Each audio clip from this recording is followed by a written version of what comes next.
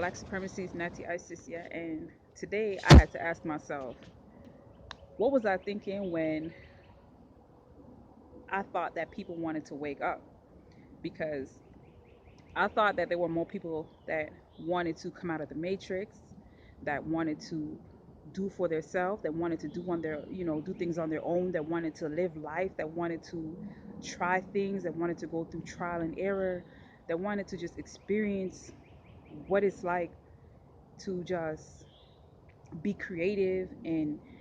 live, be abundant, live in abundance, to be amongst people, um, living and creating and just, doing our own thing and, just really on a path of just liberation of, you know,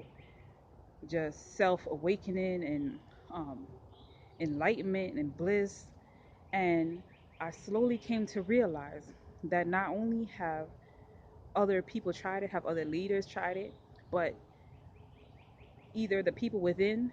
these these organizations or these cultures,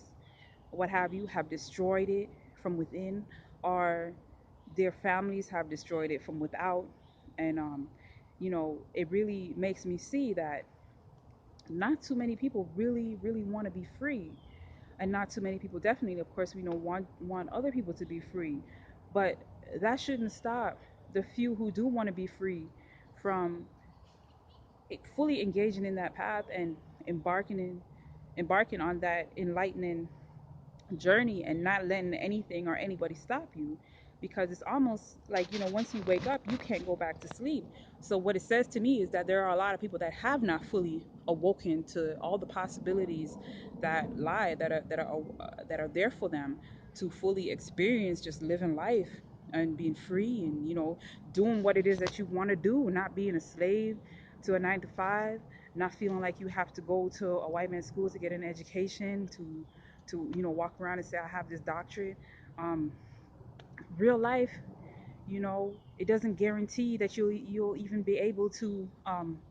prove any of that stuff, that you've been through any of that to exist. All you really have at the end of the day is your body, is your being, is your your word of mouth and your existence, and how you make other people feel and how you help other people in their daily life and their daily path. So if we're not helping each other in our daily lives and our daily path really live the life that we want to live and that we say that we're living and that we say that we should be living, what are you doing? If 2 years, 3 years go by and you're still in the same set in the same scenario, you have not, um, embarked on any other closer path to the reality of what it is that you're promoting or you're professing, that you even say how you want to live, you're not living up to your full potential, right? So at the end of the day, it's like black people have a lot of excuses for why not to unite. They have the ultimate excuse, the ultimate fears that they seem to all agree on, why they shouldn't unite. And you know, it's the system, the matrix is working, which I guess in some cases obviously good, because those people, they stay at bay until they can work out their fears and their insecurities. But there's just so much to really live up to, in this lifetime, that I don't think you should just let go by, without letting down your insecurities, your fears, and a lot of your false constructs, and just getting putting yourself in a vulnerable situation. People are always talking about, oh, I don't want to be vulnerable, I don't want to be a victim.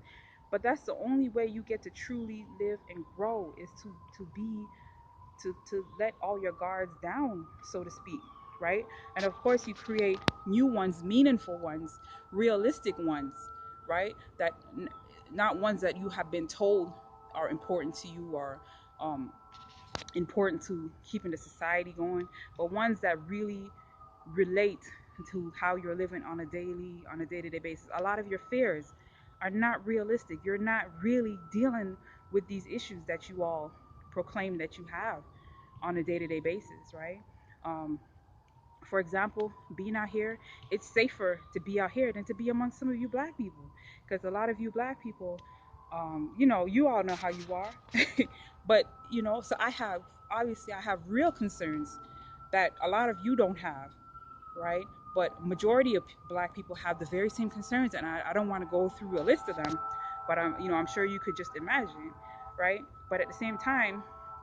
those concerns are not going to stop me from fully living up to my potential. I don't think it should stop you from really stepping out the matrix and seeing what it is that those type of concerns are, that really at the end of the day are less to worry about than it is to worry about white supremacy, um, and black people affected by white supremacy. Like there's a whole